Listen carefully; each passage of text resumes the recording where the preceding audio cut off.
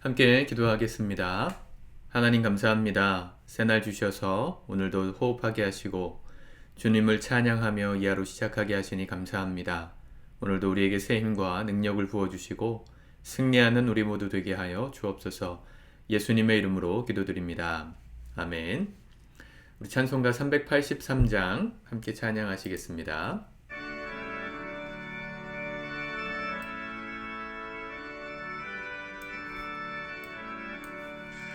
눈을 들어 산을 보니 도움 어디서 오나. 천지지는 주 하나님 나를 도와주시네.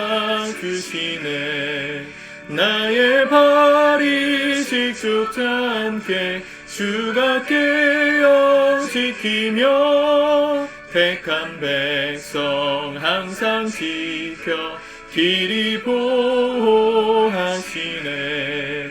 도우시는 하나님이 내게 그늘 되시니 낮의 해와 밤의 달이 너를 삼지 않겠네. 내게 화를 주지 않고 오늘 보호하시며 너의 출입 지금부터 영영 인도하시네.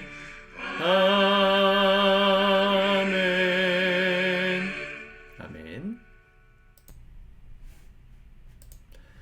오늘은 하나님의 말씀 출애굽기 22장을 먼저 같이 읽고 묵상하겠습니다. 22장 배상에 관한 법. 사람이 소나 양을 도둑질하여 잡거나 팔면 그는 소 한 마리에 소 5마리로 갚고 양 한 마리에 양 4마리로 갚을지니라.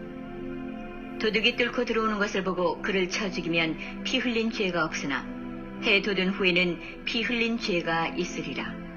도둑은 반드시 배상할 것이나 배상할 것이 없으면 그 몸을 팔아 그 도둑질한 것을 배상할 것이요. 도둑질한 것이 살아 그의 손에 있으면 소나 나귀나 양을 막론하고 갑절을 배상할지니라. 사람이 밭에서나 포도원에서 짐승을 먹이다가 자기의 짐승을 놓아 남의 밭에서 먹게 하면 자기 밭에 가장 좋은 것과 자기 포도원에 가장 좋은 것으로 배상할지니라. 불이 나서 가시나무에 댕겨 낫갈이나 거두지 못한 곡식이나 밭을 태우면 불러온 자가 반드시 배상할지니라. 사람이 돈이나 물품을 이웃에게 맡겨 지키게 하였다가 그 이웃집에서 도둑을 맞았는데 그 도둑이 잡히면 갑절을 배상할 것이요. 도둑이 잡히지 아니하면 그 집 주인이 재판장 앞에 가서 자기가 그 이웃의 물품에 손댄 여부의 조사를 받을 것이며 어떤 잃은 물건, 즉 소나 낙이나 양이나 의복이나 또는 다른 잃은 물건에 대하여 어떤 사람이 이르기를 이것이 그것이라 하면 양편이 재판장 앞에 나아갈 것이요. 재판장이 죄 있다고 하는 자가 그 상대편에게 갑절을 배상할지니라.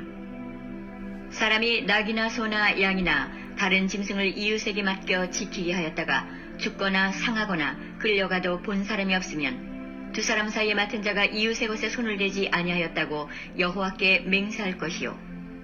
그 임자는 그대로 믿을 것이며 그 사람은 배상하지 아니하려니와 만일 자기에게서 도둑 맞았으면 그 임자에게 배상할 것이며 만일 찢겼으면 그것을 가져다가 증언할 것이요 그 찢긴 것에 대하여 배상하지 아니할지니라.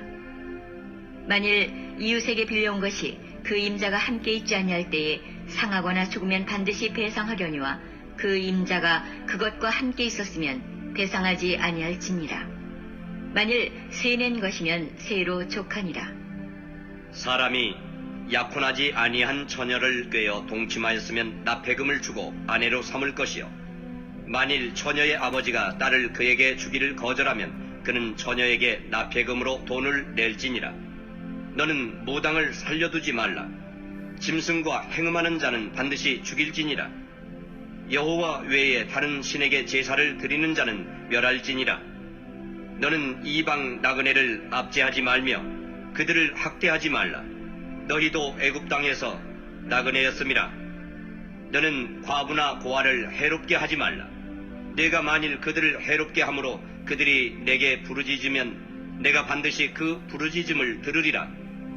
나의 노가 맹렬함으로 내가 칼로 너희를 죽이리니 너희의 아내는 과부가 되고 너희 자녀는 고아가 되리라. 내가 만일 너와 함께한 내 백성 중에서 가난한 자에게 돈을 꾸어주면 너는 그에게 채권자같이 하지 말며 이자를 받지 말 것이며 내가 만일 이웃의 옷을 전당 잡거든 해가 지기 전에 그에게 돌려보내라. 그것이 유일한 옷이라. 그것이 그의 알몸을 가릴 옷인즉 그가 무엇을 입고 자겠느냐. 그가 내게 부르짖으면 내가 들으리니 나는 자비로운 자민이라. 너는 재판장을 모독하지 말며 백성의 지도자를 저주하지 말지니라. 너는 내가 추수한 것과 내가 짜낸 집을 바치기를 더디하지 말지며 내 처음 난 아들들을 내게 줄지며 내 소와 양도 그와 같이 하되 이래 동안 어미와 함께 입게 하다가 여드레 만에 내게 줄지니라.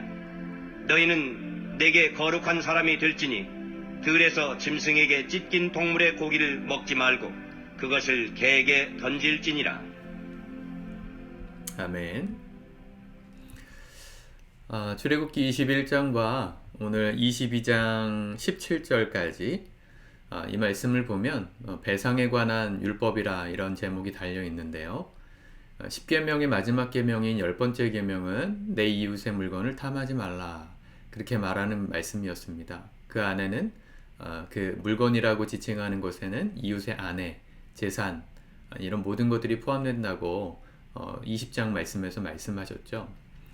내 이웃의 물건에 대해서, 각자의 소유에 대한 배상에 대해서 어떻게 할 것인가, 어제 말씀과 더불어서 계속 이어지고 있는 겁니다. 원칙은 뭐라고요? 책임지는 것이다 그랬습니다. 오늘 1절에 보니까 사람이 소나 양을 도둑질하면 도둑질하여 잡거나 팔면 소 한 마리에 소 5마리로 갚고 양 한 마리에 양 4배로 갚을지니라. 기본적으로는 4절에 보면 갑절을 배상하는 것이다. 이 훔친 것이 사라졌거나 죽었거나 하면 4배에서 5배, 그게 살아있으면 갑절로. 사실은 그만큼 죄에 대한 경각심을 불러일으키는 것이죠. 지금도 우리가 사는 사회에 법률이 있잖아요. 법이 있죠.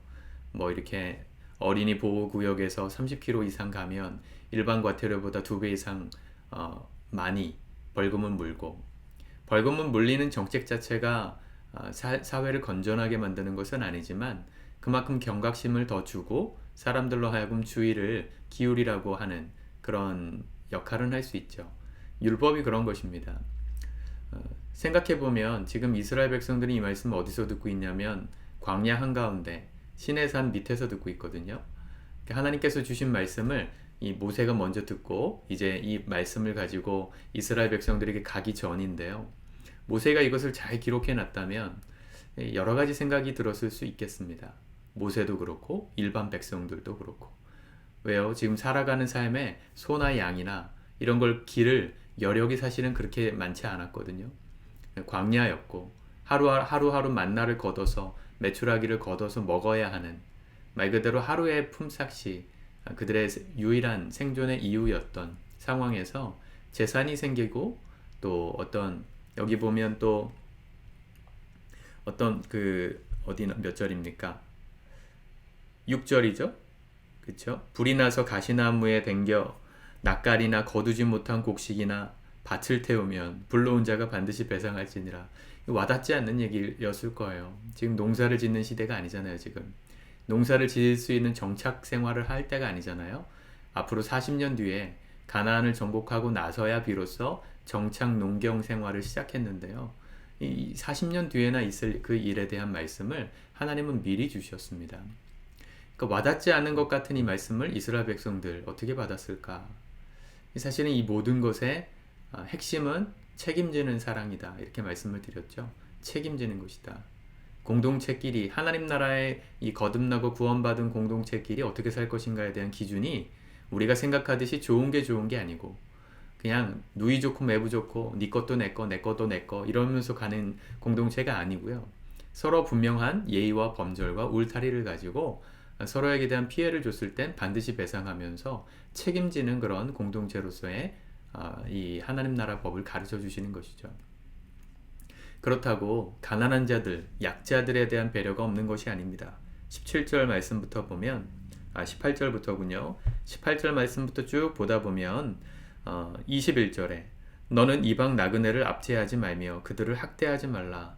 너희도 이방 땅에서 애굽 땅에서 나그네였습니다. 22절 너는 과부나 고아를 해롭게 하지 말라. 내가 만일 그들을 해롭게 함으로 그들이 내게 부르짖으면 내가 반드시 그 부르짖음을 들으리라. 또 25절 내 백성 중에 가난한 자에게 돈을 꾸어 주었을 때 너는 그에게 채권자 같이 하지 말며 이자를 받지 말 것이요. 26절 만일 이웃의 옷을 전당 잡거나 잡거든 해가 지기 전에 그에게 돌려보내라. 왜냐하면 그것이 그에게 유일한 몸이기 때문에. 하나님은요 공의와 법칙을 중요하게 생각하시지만 약자들에 대한 배려 역시 중요하게 생각하십니다. 세상은 이 긴장관계 속에서 정책도 많이 바뀌잖아요. 이 부자들을 위한 정책을 중요하게 여기는 정당이 있고 또 가난하고 소외된 사람들의 복지를 중요하게 생각하는 정당이 있죠.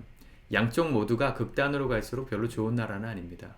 서로가 서로에게 서로의 역할과 책임을 감당할 때 있는 사람들은 없는 사람들을 생각하고 없는 사람들은 있는 사람들의 것에 대해서 탐내지 않고 또 책임질 줄 아는 경계를 지킬 줄 아는 그런 나라가 돼야 좋은 나라가 될 거예요. 그죠?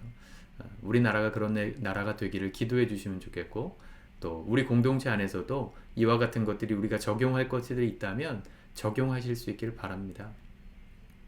그렇다고 또 하나님이 약자들의 편만 서시는 것도 아니에요. 28절 너는 재판장을 모독하지 말며 백성의 지도자를 저주하지 말지니라. 그 지도자들에 대한 존중도 함께 말하세요. 이게 서로가 사실은 긴장 관계에 있는 것들이기 때문에 어느 것 하나를 강조하기 시작하면 한쪽이 피해자가 생깁니다. 하나님 나라 법으로만 이것을 맞춰갈 수 있어요. 우리가 어떤 것을 기준을 삼고 무엇인가를 행할 때 늘 하나님의 생각은 어떠실까를 생각하면서 우리가 걸어가야 됩니다. 우리는 이미 예수님께서 오시고 성령이 오셔서 이 율법의 모든 완성을 이루시고 이 하나님 나라의 법, 이 성령의 법을 따라 살아가는 법을 훈련하고 연습하는 사람들이 됐습니다.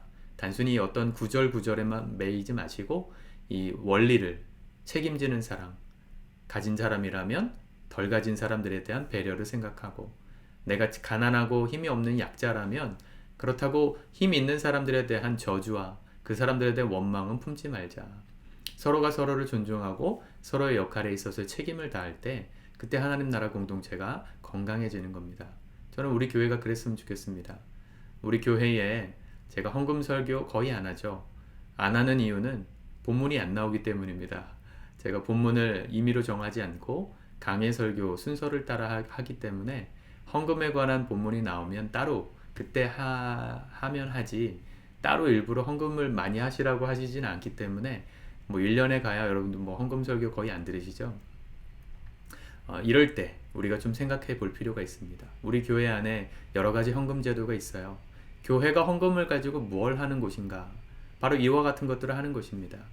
어렵고 힘든 우리의 이웃들, 우리 가족들, 교회 식구들이 있다면 더 있는 분들이 함께 섬겨주고 또 도와줄 수 있는, 그러나 그것을 개인적으로 하지 마시고 교회와 함께 하실 때 안전하게 건강하게 서로가 서로의 책임을 다할 수 있게 되는 것이죠. 가진 사람은 없는 사람들의 필요를 생각하면서 또 그렇게 은혜를 입고 약자로서 누군가의 도움을 받으신 분들은 도움을 주신 분들에 대한 감사와 고마움을 잊지 않고 반드시 그것을 갚을 때까지 성실하게 살아가시는 그런 삶이 우리 교회 안에서 일어날 때 이 대한 공동체가 될 수 있죠. 세상이 없는. 그래서 우리 교회 안에도 지정헌금 제도가 있습니다. 지정헌금 제도를 잘 활용하시는 분들은 지금도 잘 하시더라고요. 근데 거의 대부분의 성도님들은 있는지도 모르시는 것 같습니다. 내가 개인적으로 누군가의 필요를 생각하며 기도하다가 도와주고 싶다는 마음이 들 때 교회에 헌금을 해주시면 여러분들의 이름으로 흘려보내는 것이 아니라 교회의 이름으로 그분에게 흘러갑니다. 그러면 그분도 교회를 통해 누군가 헌금하신 성도님의 은혜를 입었으니 불필요한 오해는 하실 필요가 없고 또 감사한 마음이 클 것이고 또 드린 분들도 자신의 이름을 감추고 하나님의 이름으로 교회를 통해서 드렸으니 하나님께서 상급 주시고 갚아주시는 복의 문이 열리는 통로라고 저는 생각해요. 우리 교회 안에 작년 한 해 동안 이 지정헌금으로 오고 간 헌금이 정확하게는 기억나지 않지만 한 300, 400 정도 되는 것 같아요. 전체 예산의 한 1% 조금 아니죠. 300, 400이면 한 3% 정도 되겠네요. 아니죠. 작년 죄송합니다. 보고하는 게 아니라서 한 2%, 3% 정도 되는 헌금의 액수가 성도들 사이에 흘러가고 또 흘러받았던 액수였습니다. 우리 교회 안에 이게 한 10% 정도까지 늘어나면 좋겠다 이런 마음이 있습니다. 여러분 뭐 생일 때라든가 뭐 서로의 필요를 알게 되었을 때 기도 제목을 나누다가든가 서로의 필요들을 볼 때 나에게도 여유가 없지만 하나님이 주시는 마음이 있다면 서로의 필요를 위해서 교회에 헌금하십시오. 그분에게 지정헌금으로 보내달라고 헌금에 써서 보내주십시오. 그러면 전액 한 푼도 빼놓지 않고 보내드리고 기록으로 남겨놓을 것입니다. 하나님은 그 일을 통해서 가난한 자들을 또 약자들을 돌보시고 또 조금 더 넉넉하신 분들의 삶에는 익명으로 한 그것에 대한 하나님의 하늘나라의 상급을 채워주시고 갚아주시는 이 복의 선순환이 일어나게 되리라 믿습니다. 우리 교회 성도님들 안에도 이 하나님 나라의 원칙이 분명하게 세워져서 믿음으로 살아가기를 힘쓰고 연습하는 우리 공동체 될 수 있기를 또 여러분들의 삶이 될 수 있기를 주님의 이름으로 축복합니다. 기도합시다. 하나님 감사합니다. 우리에게 주신 물건들 또 재산들 우리가 살아가는 삶의 자리들에 함께 동행하며 걸어가는 우리 공동체가 있습니다.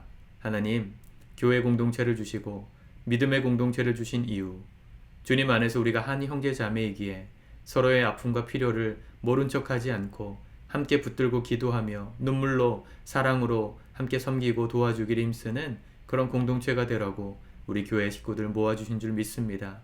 오늘 우리에게 닥친 모든 환경들 속에 서로가 서로의 어려움들에 눈을 들어 바라볼 수 있는 관심을 주시고 또 내게 여유가 없지만 주님 주신 마음이 있다면 기도라도 심고 할 수 있다면 물질로 서로를 섬기며 하나님 나라를 아름답게 가꾸어가는 그리고 그렇게 도움을 받은 사람들은 또한 도와준 분들을 생각하며 하나님께 감사드리고 겸손히 삶의 현장 가운데 최선을 다하는 이 복의 선순환이 우리 교회 안에 풍성하게 일어나게 하여 주옵소서. 감사를 드립니다. 예수님의 이름으로 기도드립니다.